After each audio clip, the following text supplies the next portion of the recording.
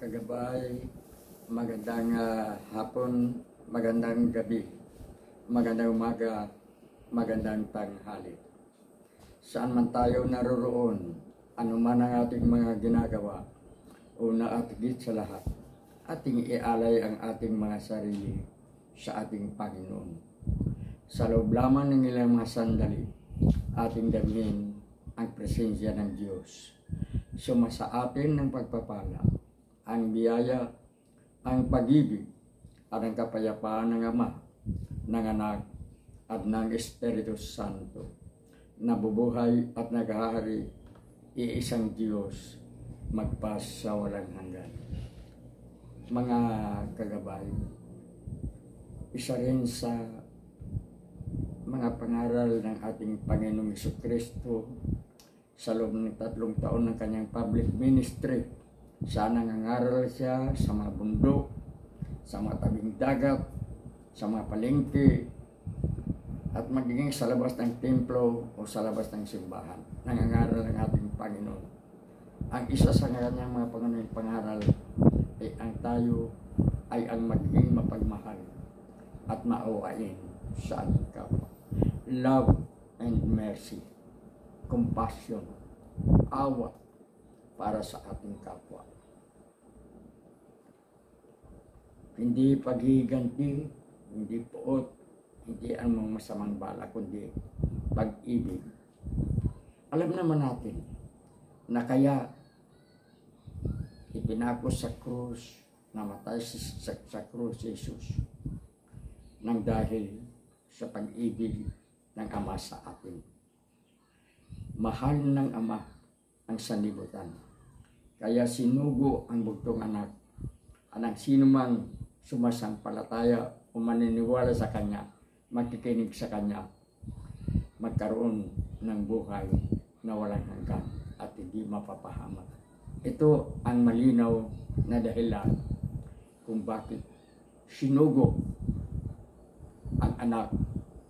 Ang anak na tunay na Diyos, nagiging tunay na tao upang ipapadama sa sanlibutan ang pagmamahal sa atin ng Ama. Sapagkat noong panahong makasalanan ang mga tao, lahat na magagandang paraan ginawa ng Diyos ng Ama, alang-alang sa kapatawaran ng ating mga kasalanan. Inilarawan nga ang bagay na ito sa isang salaysay sa Banal na Aklat, saan sinabing mayroong isang nagmamayari ng taniman ng ubas, at ito ay kanyang ipinagkatiwala sa mga tao, sa mga nais niyang mabigyan ng tulong.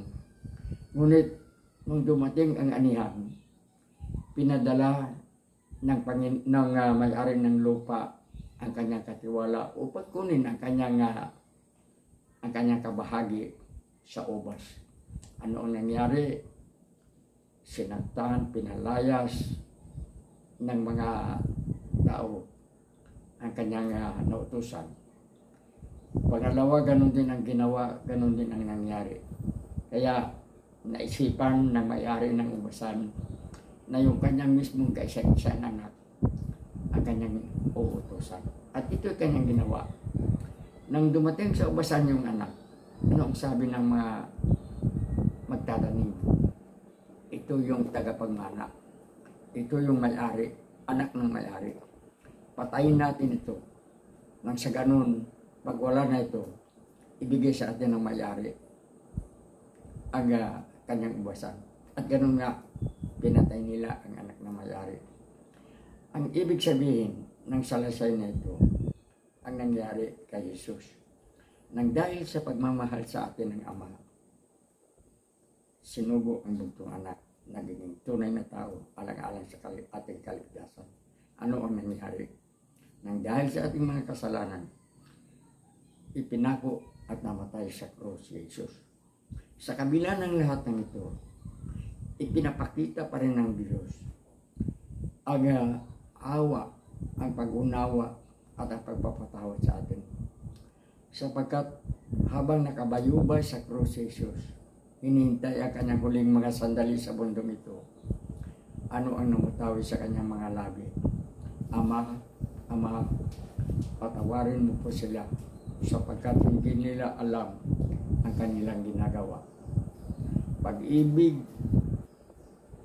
pagpapatawad, pagmamahal, pa rin ipinakita ng Diyos. Kaya nga, ang pangaral sa atin, ang turo sa atin ng Jesus, magiging mapagmahal tayo, magiging mapagpatawad tayo, love, mercy, and compassion, awa, pag-ibig at awa, tulad ng pagiging mapagmahal at pagiging maawain at maunawain ng ating Ama na sa langit. Pag-ibig ang inihasik ni Jesus. Pag-ibig na nasasayang dahil sa ngayon, sa hit ng ating mga leader na inaasahan natin maghahasik ng pag-ibig sa mga mamamayan ay sila pa mismo ang mga gumagawa ng pang-aabuso, ang gumagawa ng mga panluloko, ang gumagawa ng pambubulo. Tulad ng halimbawa, meron tayong kausap na gagawin ang isang bagay na nga isa nating kakilala. O halimbawa, may pinapagawa tayo. Hindi naman lahat ng mga gumagawa perfecto. May mga pagkakamali. So yung ating pinapagawa, hindi natin magugustuhan. Kaya ang sabi, ang pangaral ng ating Panginoon, kung mangyayari ang ganitong bagay, magiging mahinahon tayo, magiging maunawain tayo. Pag-isipan natin mabuti, bakit kaya nangyayari ito? Ano kaya ang dahilan? Huwag yung ura-urada, minumura natin ang gumagawa. Anak ka ng nanay mo, tingnan mo itong ginagawa mo, nagka-windang-windang ito. Hindi ito maganda. Ang sabi ng ating Panginoon, magpakahinahon tayo. Unawain natin sapagkat tayo man may mga pagkakamali din. Tayo man, kung ano yung nakikita natin pagkakamali ng ating kapwa, yun din ang ating ginagawa. Kaya ang sukatan natin sa ating paghahatol sa kapwa ay ang magiging sukatan din ng paghahatol sa atin. Be merciful as your Father in heaven who is just and merciful. Hindi lamang tayo magiging maawain sa mga mahal natin. Magiging maawain tayo tulad ng Ama na maawain sa mga mabubuti at maawain sa mga makasalanan. Lahat tayo ginawa ng Diyos na katulad at larawan ng Panginoon. Imahin ng Panginoon. We are created to the image and the likeness of God.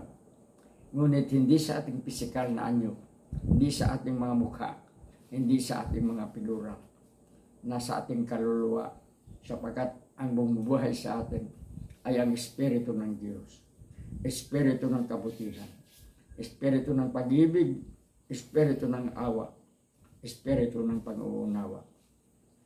Mga kagabay, napakahirap gumawa ng kabutihan. Ngunit sa lahat ng sandali, sa bawat sandali na makaisip tayo ng hindi maganda, tingnan na lamang natin ang isang taong nakabayubay sa krus, ang isang taong walang kasalanan, ang isang taong nagmamahal, ang isang taong umuunawa sa lahat, nakabayubay sa krus ng dahil sa ating mga pagkakasala. Kulang tayo sa pag-ibig, kulang tayo sa pang-uunawa, kulang tayo sa awa. Kaya nga sinasabi, nasa Diyos ang awa, nasa tao ang gawa. Lagi natin tinitingnan ang ating Ama nasa langit sa pamamagitan ng anak na nakabayubay at nakapako sa krus, namatay ng dahil sa atin, namatay alang-alang sa ating kaligtasan.